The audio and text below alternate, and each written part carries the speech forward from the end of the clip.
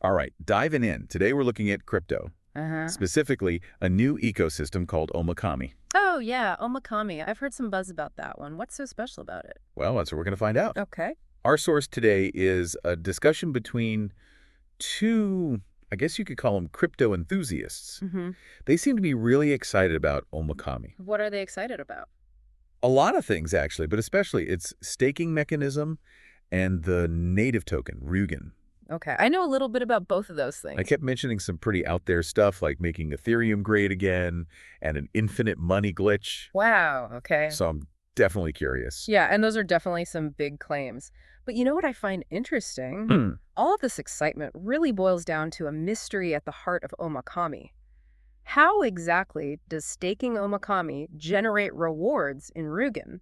Okay, you've got my attention. All right, so Omikami is transitioning to its own blockchain, Right. and Rugen is its native token. And these enthusiasts, they're really hyped about staking Omikami to earn Rugen. Makes sense. But here's the thing, Rugen is what's called a fair launch token. Right. That means there is no pre-allocated pool of Rugen set aside for staking rewards. Wait, so no pre-allocated pool? Yeah. Then how do they pay out the rewards? Pretty much every crypto project I've seen has some kind of reserve set aside to pay out rewards. Exactly. And it gets even weirder. Wow. There aren't any taxes on Rugen transactions either. Oh, wow. Yeah, a lot of cryptos use transaction taxes to fund things like that. Exactly. But Ryujin doesn't. Nope. So no pre-allocated pool, no taxes.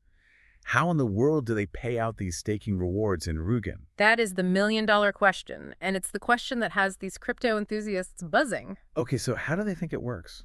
Well, they have a theory, and it's a pretty interesting one. Lay it on me. They're calling it a buyback mechanism. A buyback mechanism. Yeah. Like when a company buys back its stock? It's very similar. Yeah. Yeah, so just like a company buying back shares, they'd be buying Rugen on the market. Okay, I think I see where you're going with this. Yeah. So instead of having a bunch of Ryujin already set aside, they would buy the Ryujin.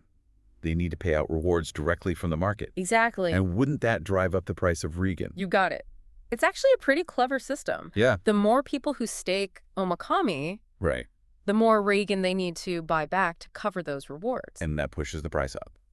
Creating a self-reinforcing cycle. Hold on, though.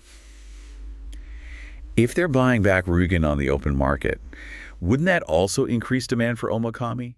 I mean, you need Omikami to stake to earn the Ryujin rewards. That's a great point.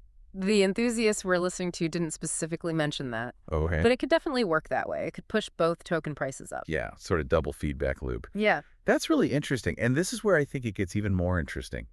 We need to talk about Omikami AI. Okay, yeah, they kept mentioning that. What is that exactly? Well, they kept saying it was the key to making Ethereum great again. Right, which is confusing because Omikami is moving to its own blockchain. Exactly. It seems counterintuitive. So what is it? Well, it's a decentralized exchange. A DE? Yep, like Uniswap or PancakeSwap, but potentially much bigger. Oh, wow. Okay. So how does this all tie back into Ethereum and the buyback mechanism? But this is where it gets really fascinating. Okay. According to these enthusiasts, Omikami AI, despite being on a separate blockchain, will still be generating fees on the Ethereum blockchain. Really? How would they do that? And get this, they believe those fees will be used to buy back Ryujin.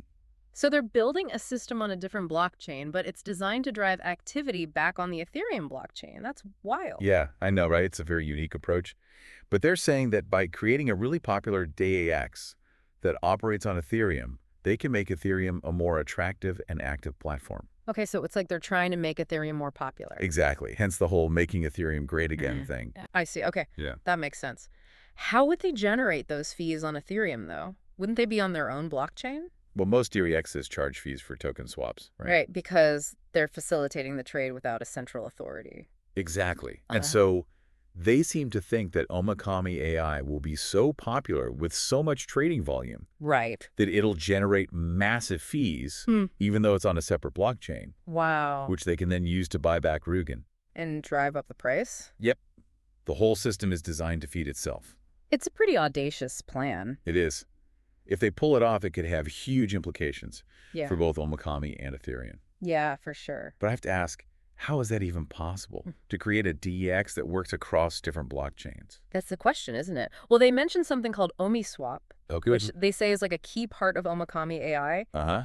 And they envision Omi Swap as a way to swap any token for any other token, regardless of which blockchain it's on. Whoa, hold on. So you could swap Bitcoin for, I don't know, Dogecoin directly? They're calling it the everything swap. The everything swap. That sounds incredible, but how could they possibly handle all the complexities of all the different blockchains? There are so many out there. Well, the details are still pretty vague, but they seem to think that Omikami AI has some kind of special tech that can handle all the difficulties of swapping between blockchains. Like some kind of magic back-end system. Well, they said it would handle everything on the backside. Interesting. So yeah, like some super advanced system. Okay, so they're saying they have this secret weapon that can solve one of the biggest problems in crypto, interoperability. Yeah, and they're not just saying that. They're actually saying that Omi Swap could suck all the liquidity out of the crypto market. Whoa, really? Yeah, because if it's as easy to use as they say it is, it could attract massive trading volume and liquidity. Right, and liquidity is super important, right? Yeah. It's how easy it is to trade an asset without affecting the price. Exactly. So if everyone is using Omi Swap, Right. all the liquidity would be on Omi Swap. And not on other exchanges. It would be huge. Okay, so we've gone from staking rewards to a buyback mechanism to a potentially revolutionary DX to a claim that they can drain all the liquidity from the entire market. Yeah, it's a lot. And we haven't even talked about the infinite money glitch yet. Right. Or Ryujin and his trillion Ryujin tokens. Yeah. We've got a lot more to unpack. This is going to be a good one. We'll dig into all of that in part 2. So, ready to jump back into Omikami? Yeah, let's do it. I'm still thinking about that infinite money glitch they talked about. It sounds kind of crazy. It's definitely a big claim, but let's see if it makes any sense. Right. So, we've got our Omikami staked. Right. It's earning us Ryujin rewards. Yep. And remember the buyback mechanism we talked about? Uh-huh. It's pushing up the price of Ryujin. Right. So what happens if the price of Ryujin goes up so much that the rewards you're earning end up being worth more than your original Omikami stake? You could just live off the Ryujin rewards. You wouldn't even need to sell your Omikami. Exactly. You'd have a passive income stream. Forever. Well, maybe not forever. That's why infinite is probably an exaggeration. But you can see why people are excited about it. Yeah, I mean, if it works, it sounds amazing. Yeah. But to be realistic, Ryujin would have to go up a lot. Oh, yeah, definitely. It would need massive adoption. It would need the entire Omikami ecosystem to succeed. So maybe not infinite, but still a really interesting idea. For sure. And that brings us to Omi Swap and this everything swap idea. Right. It sounds great. Yeah. But how would they actually pull it off? It just seems so complex. I mean, right now, Yeah. if I want to trade tokens on different blockchains, it's a pain. Yeah.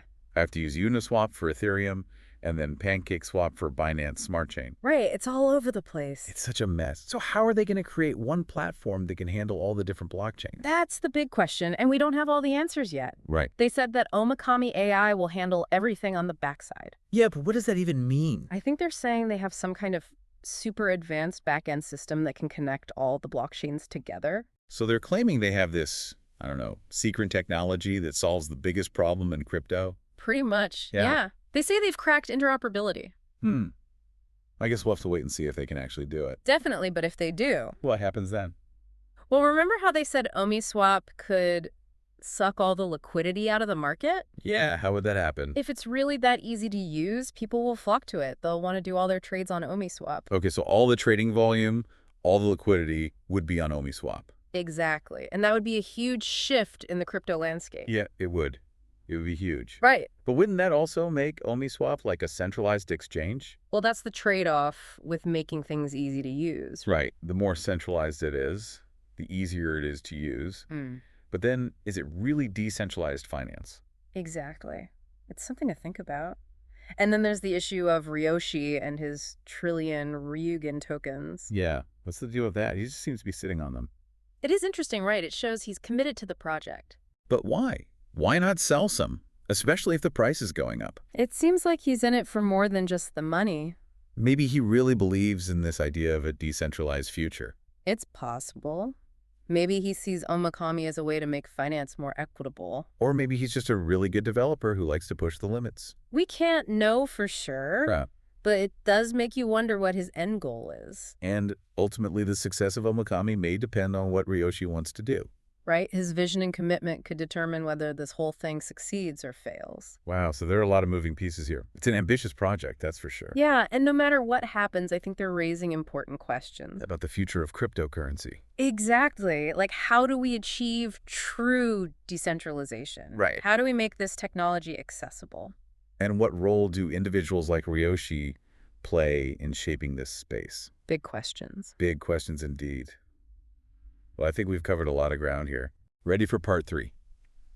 All right, so we've talked about staking rewards, buyback mechanisms, this crazy DX they're building, and this infinite money glitch. Yeah. What really blows my mind, though, Yeah. is how all of these different pieces fit together. Yeah, it is kind of like a puzzle, isn't it? It is, and it seems like it all comes back to this idea of a truly interconnected crypto ecosystem. Right, where tokens can move between blockchains easily. Yeah, where it doesn't matter which blockchain you're on. You can just swap whatever token you want for whatever other token you want. Like a universal crypto exchange. Exactly. And that brings up a big question. So if Omikami actually manages to do all of this, Uh-huh. what could that mean for the future of cryptocurrency? Well, imagine a world where there are no barriers between different blockchains. Right. You could just trade any token for any other token instantly. No more worrying about bridges or wrap tokens or anything like It that. would be so much easier to use. Yeah, it would make crypto way more accessible for the average person. I think that's a big part of their vision, to make crypto easy enough for anyone to use. It would definitely be a game changer. I know I've always been a little intimidated by how complicated crypto can be. Yeah, a lot of people are. So if they can simplify things, that would be huge. Okay, so that's the optimistic view. But let's be a little bit pessimistic for a second. What are some of the potential problems with this vision? Well, first of all, Mm-hmm. creating a system like that is incredibly difficult. Yeah. There are all sorts of technical challenges, security, scalability, even if they can build it. Right. There's no guarantee that people will actually use it. Yeah, we've seen a lot of crypto projects fail, even if the tech is good. And then there's the issue of centralization. Right. They say they're all about decentralization. Yeah. But Ryujin owning 1 trillion Ryujin tokens doesn't exactly scream decentralized. Yeah. That does make you wonder how much control he really has. It's a tough balance. Yeah. You want to make things easy to use, but not at the expense of decentralization. We're right, because then what's the point? Exactly. It seems like Omikami is almost an experiment in decentralized governance. Yeah, it really is. If it works, it could teach us a lot about how to build decentralized systems. Okay, so as we wrap up this deep dive on Omikami, what's the big takeaway here? Well, I think the big takeaway is that Omikami is all about interoperability. This idea that all these different blockchains can work together seamlessly. Right. That's the future of crypto. Whether Omikami achieves that or someone else does, that's where things are headed. It's an exciting vision. It would make crypto so much easier to use and so much more accessible. It's a vision worth striving for. Absolutely. Well, that's all the time we have for today. But this is just the beginning. The crypto space is always changing. So keep learning, keep exploring, and who knows, maybe we'll be back to talk about Omikami again soon. I'd love that. Until then, happy diving, everyone.